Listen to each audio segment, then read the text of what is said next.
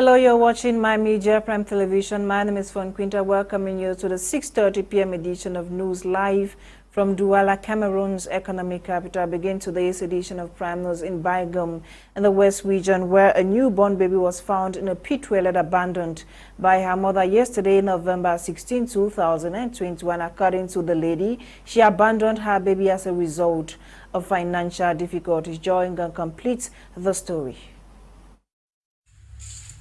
This is 22-year-old Arituya Fadimatu, who kept a baby in her womb for 9 months, gave birth and threw her own daughter into the toilet. After spending close to 12 hours in the toilet where her mother left her, the newborn baby was found alive and active at 7 a.m. yesterday, November 16, 2021, by an upper sixth student who narrates the circumstances of the discovery. I thank God who facilitated the task for me, because immediately I got the news, I immediately rushed to the scene. Upon my arrival, I saw the child in the hole. Everyone was working for ways to remove her, to no avail. I volunteered to enter the hole. We increased the size, and by the grace of God, we got the child out safe and sound. Following the withdrawal of the baby from the pit toilet, it was not long before the population alerted the forces of law and order, who immediately showed up at the crime scene.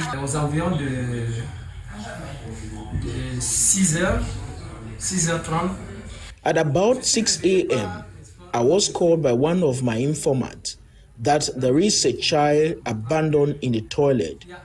I immediately went with my team to the site. We equally noticed blood stains around the pit toilet. Then the child was removed. I then noticed it was a girl who tried to assassinate her newborn baby. According to the brigade commander, all evidence shows that the said mother intentionally planned to get rid of her own offspring, a crime which is punishable by the Cameroonian law. The mother, on her part, acknowledged to the gendarme officers that her actions were based on lack of child support from her partner. Pardon, à haute voix. Hein? À haute voix, il s'appelle Adamou n'est pas le nom. Il s'occupait de l'enfant. Il s'occupait de la grossesse. Il s'appelle comment? Adamou. Il habite où? À quel niveau à Bergame? Dans quelle concession? Il s'occupait Rue de la 1. grossesse. Adamou de la rue 1. In the meantime, the baby is receiving medical attention at the Fumbot District Hospital while her mother is still in detention. A case will be filed against her and she will eventually face the State Council and answer for all accusations levied against her.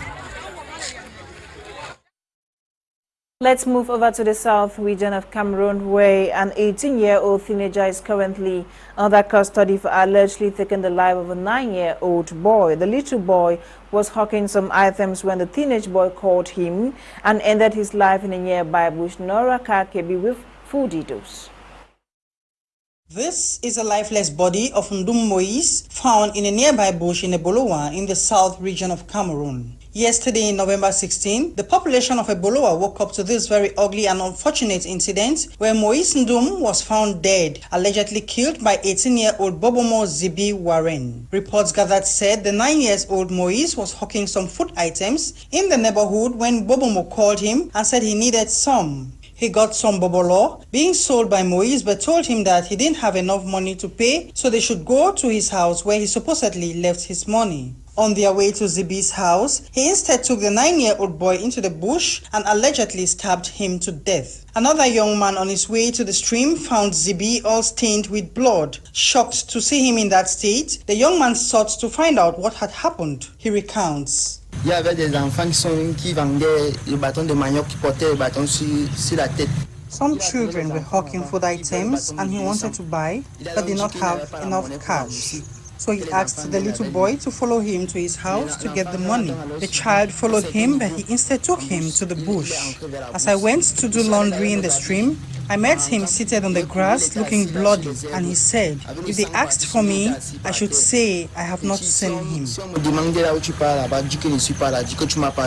Zibi was finally arrested. Meanwhile, the corpse of 9-year-old Moise was paraded to the governor's office, where it was exposed for over an hour. Moise's family, devastated, as well as the angry population, simply wants justice, demanding the life of the killer. If he is spared, he will continue with the killings, and after that, he will still be set free. Both the family and the population think that justice will not be meted because after a short while, he will be set free and will continue committing the same diabolic acts. Cameroonians call on every parent out there to be careful while sending minors to hawk items on the streets. The family has just their eyes to cry, but Moise is gone for good.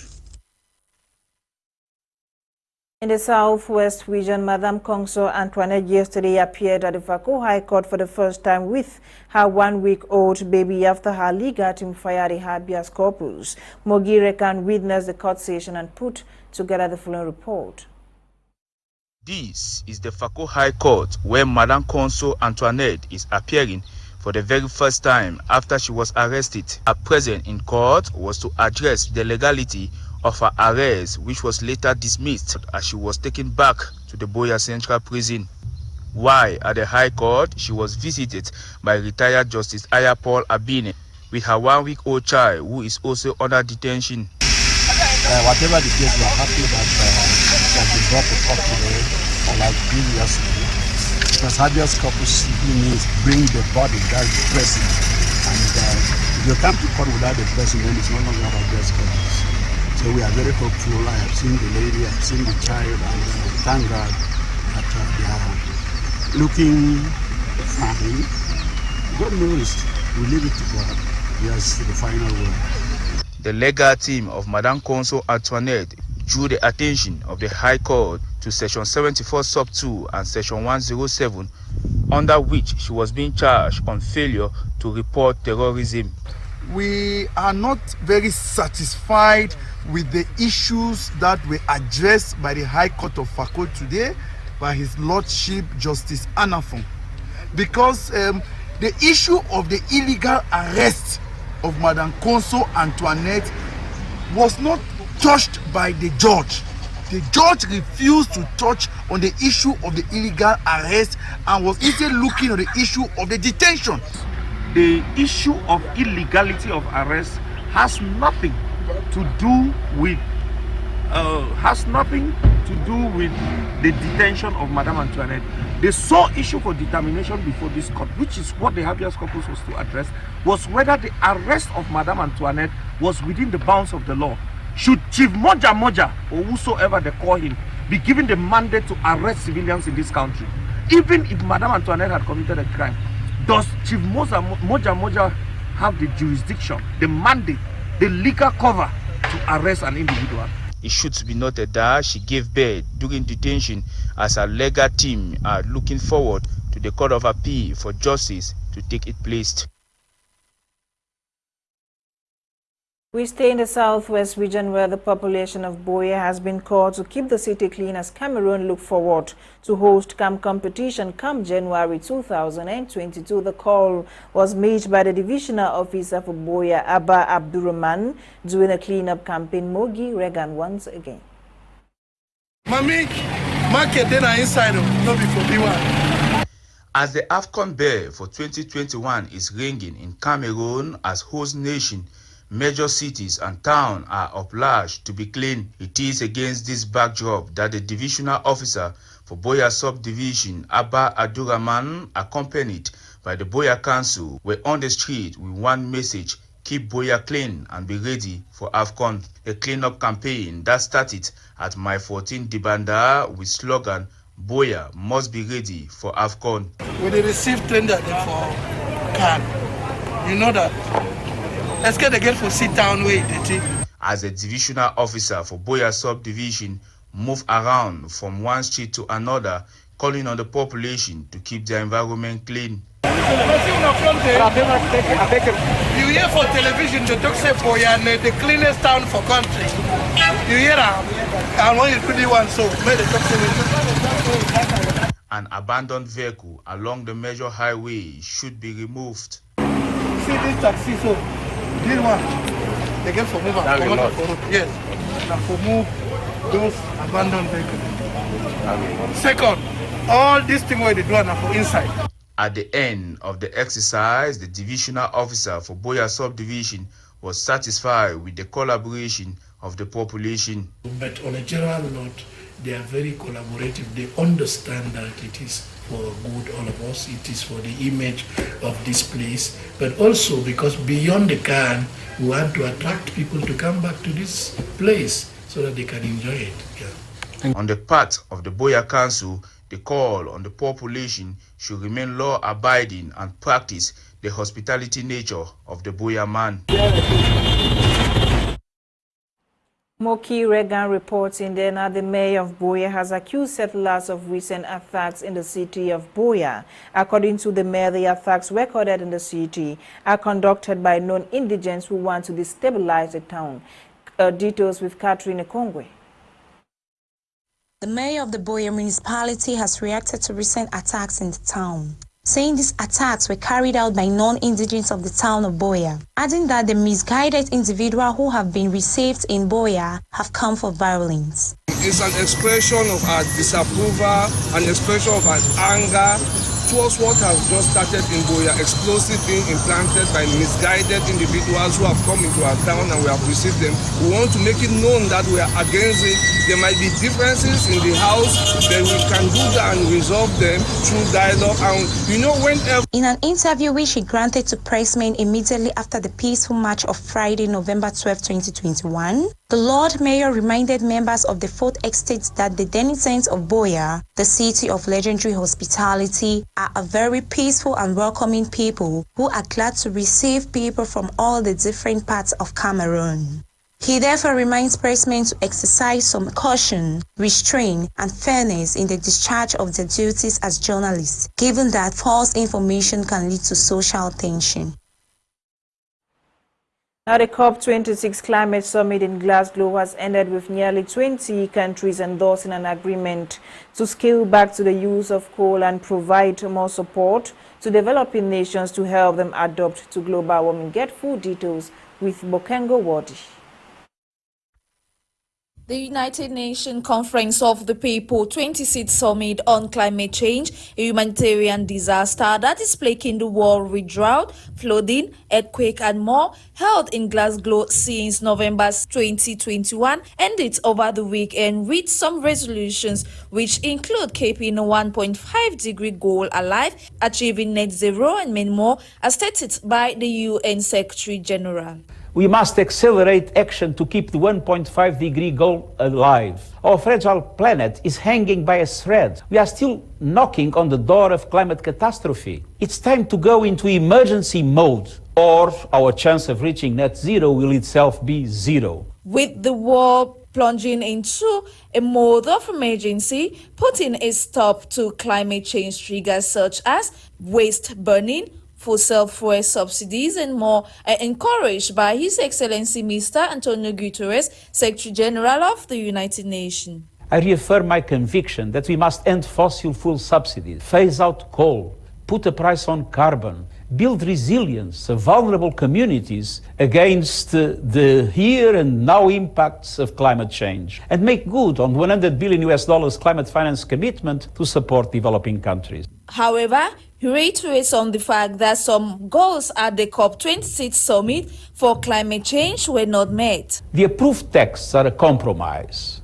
They reflect the interests, the conditions, the contradictions, and the state of political will in the world today. They take important steps, but unfortunately, the collective political will was not enough to overcome some deep contradictions. Nonetheless, the conference arrived at some steps to progress. Commitments to end deforestation, to drastically reduce methane emissions, to mobilize private finance around net zero. And the text today reaffirmed resolve towards the 1.5-degree goal, boost climate finance for adaptation, recognized the need to strengthen support for vulnerable countries suffering from irreparable climate damage, and for the first time, they encourage international financial institutions to consider climate vulnerabilities in concessional financial and other forms of support, including special drawing rights. And finally, close the Paris Rule Book with agreement on carbon markets and transparency.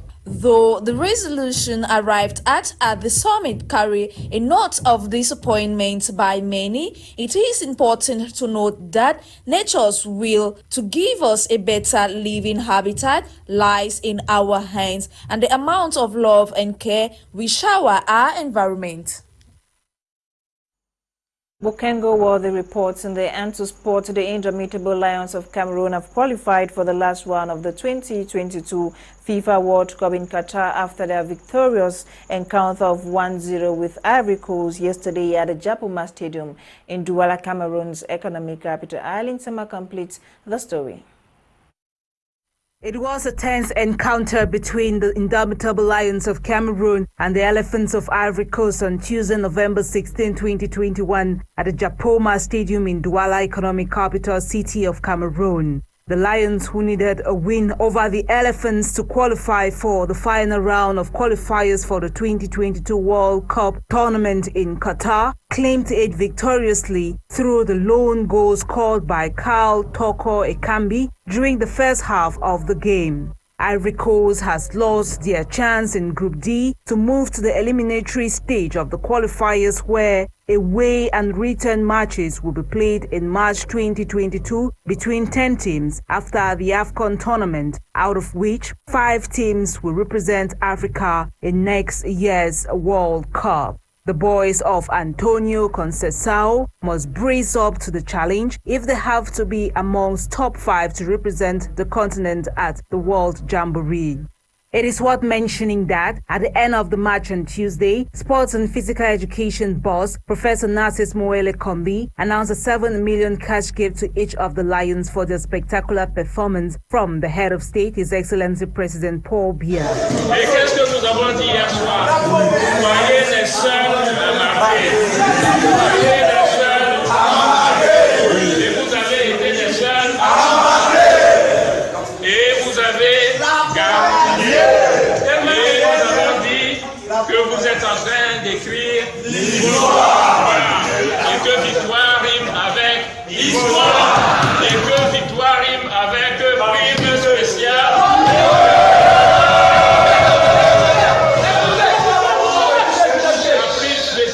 De l'État qui s'ajoute à la prime de match gagné, elle est de 5 millions par joueur.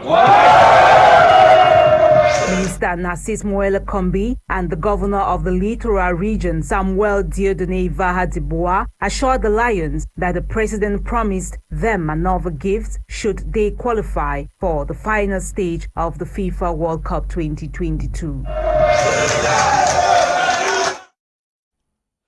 Eileen Sama's report concludes the 6:30 p.m. edition of News on My Media Prime Television. My name is Fon Quinter. Primer comes about exactly 7 p.m. with Kum Leonard and his team. Have a great evening in the company of more programs on The African Eye. Stay with us. Good night.